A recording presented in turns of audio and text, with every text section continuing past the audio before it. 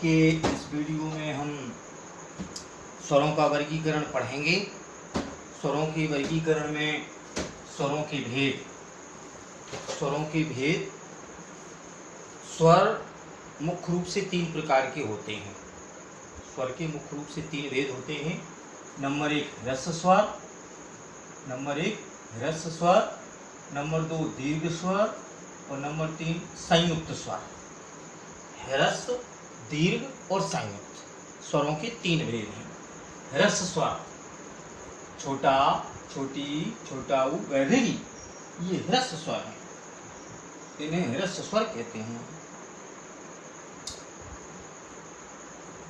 ह्रस्व स्वर वे स्वर हैं जो किसी दूसरे स्वर से मिलकर नहीं बनते, इन्हें मूल स्वर कहते हैं। जो किसी अन्य स्वरों की सहायता से मिलकर नहीं बनता, ये इनके उच्चारण में सबसे कम समय लगता है, ये मूल स्वर हैं। दीर्घ स्वर बड़ा आ, बड़ी ई, बड़ा ऊ 3 है। दीर्घ स्वरों का निर्माण मूल स्वर या ह्रस्व स्वर के प्रयोग से होता है। कोई मूल या ह्रस्व स्वर को उसी स्वर में मिला करके दीर्घ स्वर का निर्माण होता है। जैसे छोटा आ प्लस आ बराबर बड़ा आ प्लस आ बराबर बड़ा आ, ये मूल स्वर है, ये दीर्घ स्वर है। फिर ई प्लस ई बराबर बड़ी, ई प्लस ई बराबर बड़ी। इस तरह किसी मूल स्वर के उसी मूल स्वर को उसी मूल स्वर में मिला के दीर्घ स्वरों का निर्माण होता है। इनकी दीर्घ स्वर 3 है, बड़ा आ, बड़ी ई, बड़ा ऊ। तो तीसरा संयुक्त स्वर। संयुक्त स्वर 4 हैं, ए, आई, ओ, औ। 4 संयुक्त स्वर हैं। इनका नाम संयुक्त है क्योंकि यह 2 अलग अलग स्वरों से मिलकर बनते हैं। 2 अलग अलग स्वरों के संयुक्त होने से इन स्वरों का निर्माण होता है, इसलिए इन्हें संयुक्त स्वर कहा गया है। ए, आई, ओ, औ, ये 4 संयुक्त स्वर हैं। इस प्रकार स्वर मुख्य रूप से 3 प्रकार के होते हैं: ह्रस्व स्वर, दीर्घ स्वर, संयुक्त स्वर। ह्रस्व या मूल स्वर की संख्या 4, दीर्घ स्वर की संख्या 3 और संयुक्त स्वर की संख्या 4 है। अब स्वरों का वर्गीकरण। स्वरों के वर्गीकरण के कई आधार हैं। जैसे पहला, मात्रा या उच्चारण काल के आधार पर स्वर।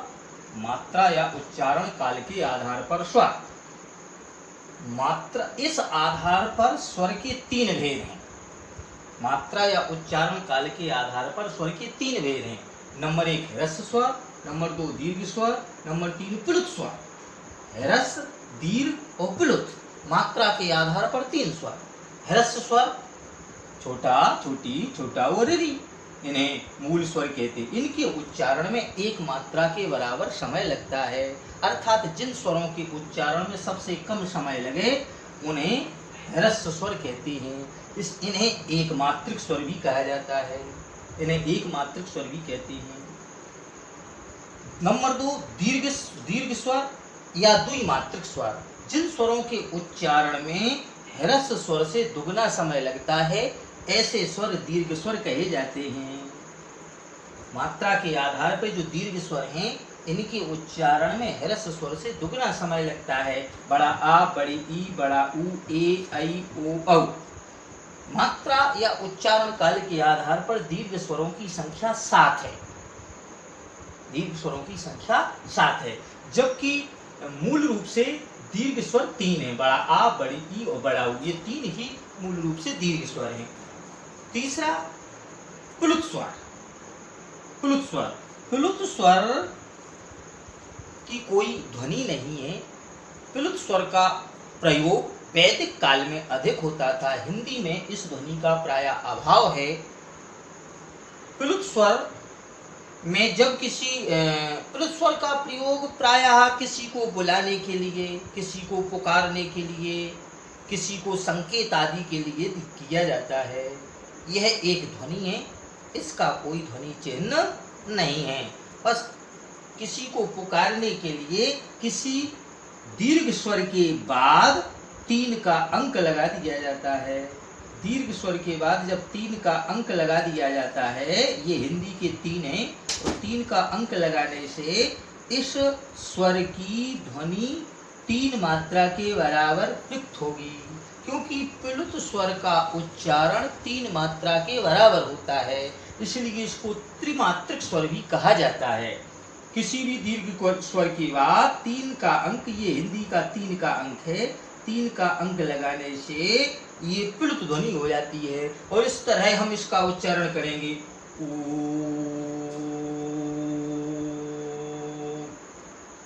इस तरह ये प्लुत ध्वनि 3 मात्रा के बराबर उच्चरित होने वाली ध्वनि है। इस ध्वनि का प्रयोग किसी को पुकारने के लिए, किसी को बुलाने के लिए या संबोधन के लिए होता है। प्लुत ध्वनि का एक उदाहरण और है, किसी भी स्वर के बाद, दीर्घ स्वर के बाद अवग्रह बना दिया जाता है, 3 अवग्रह बना दिए जाते हैं। जैसे अब इन अवग्रहों का प्रयोग है कि इस दीर्घ स्वर को, दीर्घ ध्वनि को 3 मात्रा के बराबर जोड़ दे के पढ़ना है। जैसे राम, राम। इस प्रकार मात्रा या उच्चारण काल के आधार पर स्वर 3 प्रकार के हैं, ह्रस्व स्वर या एक मात्रिक स्वर, दीर्घ स्वर या द्विमात्रिक स्वर, तीसरा है प्लुत स्वर या त्रिमात्रिक स्वर। स्वरों के वर्गीकरण में नंबर 2 पे आता है उच्चारण स्थान के आधार पर स्वर। पहले था मात्रा या उच्चारण काल, काल माने समय, कि उच्चारण में कितना समय लगता है, उच्चारण काल के आधार पर। अब दूसरे नंबर पे आता है उच्चारण स्थान के आधार पर स्वर।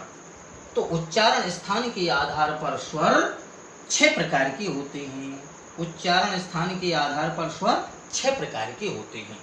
नंबर 1 कंठ स्वर, नंबर 1 कंठ स्वर, नंबर 2 तालव्य स्वर, नंबर 3 ओष्ठ्य स्वर, नंबर 4 मूर्धन्य स्वर, नंबर 5 कंठ तालव्य स्वर, नंबर 6 कंठोष्ठ्य स्वर। इससे पहले हमने आपको बताया था कि हमारे मुंह में या हम वर्णों को उच्चारण करने के 6 उच्चारण स्थान है। हिंदी में 6 उच्चारण स्थानों का प्रयोग किया जाता है। सबसे पहले कंठ, कंठ के बाद तालु, तालु के बाद मूर्धा, मूर्धा के बाद दंत, दंत के बाद ओष्ठ, ओष्ठ के बाद नासिका। इस प्रकार हिंदी में 6 उच्चारण स्थानों का प्रयोग होता है। ये उच्चारण स्थान क्रमशः सबसे पहले कंठ है, छोटा आ बड़ा आ, यानी आ का उच्चारण कंठ से होता है, इसलिए इन्हें स्वरों में सबसे पहले रखा जाता है, क्योंकि कंठ सबसे पहले है। और आ ये कंठ स्वर है। तालव्य, कंठ के बाद तालु का स्थान आता है।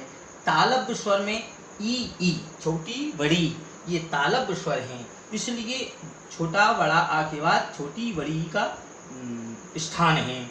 इसलिए कंठ मतलब जैसे हमने कहा आ कंठ से, ई तालु से, ई जहवा का अग्रभाग तालु से सट रहा है, इसलिए तालव्य स्वर ई है। ओष्ठ स्वर ओठों के आपस में सटने से ऊ का प्रयोग होता है, क्योंकि ओष्ठ स्वर में ऊ का प्रयोग ओठों की सहायता से होता है, और ओठों की सहायता से होने के कारण इन्हें ओष्ठ स्वर कहा गया है। छोटा ऊ बड़ा ऊ ओष्ठ स्वर। मूर्धन्य स्वर, मूर्धन्य स्वर रिरी, जहवा का अग्रभाग मूर्धा से स्पर्श कर रहा है, तब जाके री की ध्वनि निकल रही है, इसलिए मूर्धन्य स्वर रिरी। कंठ तालव्य स्वर, कंठ तालव्य ए आई कंठ तालव्य स्वर है, क्योंकि ए आई का निर्माण कंठ और तालु दोनों उच्चारण स्थानों के प्रयोग से हो रहा है। कंठ क्या है? कंठ आ, कंठ का प्रयोग जैसे आ, और प्लस ई, आ प्लस ई बराबर ए, आ प्लस ई बराबर ए। इस प्रकार आ प्लस ई आ प्लस ई बराबर ए। आ कंठ से, ई तालु से, तो कंठ प्लस तालु बराबर कंठ तालव्य स्वर। ए का निर्माण आ और ई से होने के कारण इसलिए आ कंठ और ई तालु, इसलिए कंठ तालव्य स्वर ए और आई आता है। इसी तरह आई, आ प्लस ए बराबर आई, आ प्लस ए बराबर आई।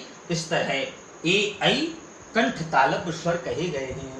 इनका निर्माण कंठ और तालु दोनों से हो रहा है। इनका उच्चारण कंठ और तालु से होता है। छठवां नंबर है कंठोष्ठ स्वर।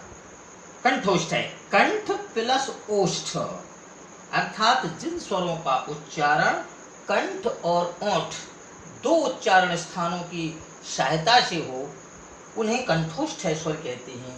ओ औ ऐसे दो स्वर हैं जिनका उच्चारण कंठ, जिनके उच्चारण में कंठ और ओष्ठ दोनों की भागीदारी रहती है। जैसे देखो ओ, तो आ प्लस ऊ बराबर ओ। ओ आ कंठ से निकलता है, ऊ ओठ से निकलता है, तो कंठ और ओठ दोनों से मिलकर के ओ बना है, इसलिए कंठोष्ठ स्वर है। आ प्लस ओ बराबर औ, आ प्लस ओ बराबर औ, इसलिए औ कंठोष्ठ है, ओ औ कंठोष्ठ है, क्योंकि इन दोनों का निर्माण कंठ और ओष्ठ से मिलकर होता है। इस प्रकार उच्चारण स्थान के आधार पर 6 तरह के स्वर माने गए हैं। कंठ स्वर छोटा बड़ा, तालव्य स्वर छोटी बड़ी, ओष्ठ स्वर छोटा ऊ बड़ा ऊ, मूर्धन्य स्वर ऋ, कंठ तालव्य स्वर ए ऐ, कंठोष्ठ स्वर ओ औ। तो स्वरों के वर्गीकरण के कई आधार हैं। आज हमने आपको स्वरों के वर्गीकरण के 2 आधार बताए। एक तो मात्रा या उच्चारण काल के आधार पर, अर्थात स्वरों को उच्चारण करने में कितना समय लगता है उस आधार पर 3 तरह के ह्रस्व स्वर, दीर्घ स्वर, प्लुत स्वर, ये 3 हैं, और उच्चारण काल के आधार पर 6 हैं। तो देखो, इनको क्लियर करने के लिए हमें हमेशा वर्णों का जो उच्चारण स्थान है उनका क्रम याद होना चाहिए। कि सबसे पहले कंठ, इसलिए छोटा बड़ा, ये कंठ के बाद तालु, सेकंड पे तालु, इसलिए छोटी बड़ी, इधर भी क्रम चल रहा है, इधर भी क्रम चल रहा है। फिर इसके बाद कंठ तालु, तालु के बाद मूर्धा आती है। अब मूर्धा आती है चूंकि बड़ा ऊ का स्थान, वो क्या, ऋ का स्थान बड़ा ऊ के बाद आता है, ऋ का स्थान बड़ा ऊ के बाद आता है, इसलिए इधर का क्रम हमने सही बनाया है, इधर का क्रम थोड़ा हट गया है, क्योंकि पहले कंठ फिर तालु, तालु के बाद मूर्धा आता है। चूंकि इधर का क्रम सही बना रहा है, इसलिए हमने ओष्ठ ऊपर रख दिया, मूर्धा नीचे रख दिया, इसलिए ओष्ठ छोटा ऊ बड़ा ऊ, फिर मूर्धा ऋ, क्योंकि ऋ का स्थान स्वरों में बड़ा ऊ के बाद आता है। फिर कंठ तालव्य स्वर ए ऐ ओ औ, और कंठोष्ठ है ओ औ। इसी प्रकार देखो, ये स्वरों का जो क्रम बनाया है, आ ई उ ऋ ए ऐ ओ औ, ऐसे 11 स्वरों का जो क्रम बना है वो उच्चारण स्थान के आधार पर क्रम बना है। तो हम इनको इसी प्रकार से क्लियर कर सकते हैं, और इस क्रम में कई तरह के क्वेश्चन प्रतियोगी परीक्षाओं में पूछ लिए जाते हैं। जैसे उच्चारण स्थान के आधार पर स्वर कितने प्रकार के होते हैं, तो हम बता देंगे 6। मात्रा या उच्चारण काल के आधार पर स्वर कितने प्रकार के होते हैं, तो इसमें हमें 3 बताना पड़ेगा कि 3 होते हैं। ह्रस्व या एक मात्रिक स्वर, दीर्घ या द्विमात्रिक स्वर, और प्लुत और त्रिमात्रिक स्वर। या आपको ऐसा पूछा है ओम, ओम किस ध्वनि का सूचक है, तो ओम प्लुत ध्वनि का सूचक है।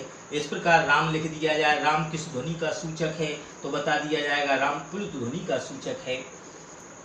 इस प्रकार यदि आपसे ऐसा भी पूछा जा सकता है कि स्वरों के मुख्य रूप से भेद कितने हैं। अगर स्वरों के बिना कोई आधार के मुख्य रूप से भेद पूछे जाए, तो देखो स्वरों के भेद मुख्य रूप से 3 हैं, ह्रस्व, दीर्घ और संयुक्त।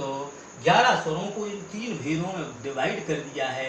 ह्रस्व या मूल ह्रस्व 4, दीर्घ 3 और संयुक्त 4। इस तरह मूल रूप से स्वर 3 हैं और स्वरों के आधार, अगर वर्गीकरण की बात करें तो वर्गीकरण के कई आधार हैं। आज हमने आपको स्वरों के मूल भेद तथा स्वरों के वर्गीकरण के 2 आधार बताए। अगले वीडियो में हम स्वरों के वर्गीकरण के और कई आधारों पर वर्णमाला से आपको परिचित कराएंगे।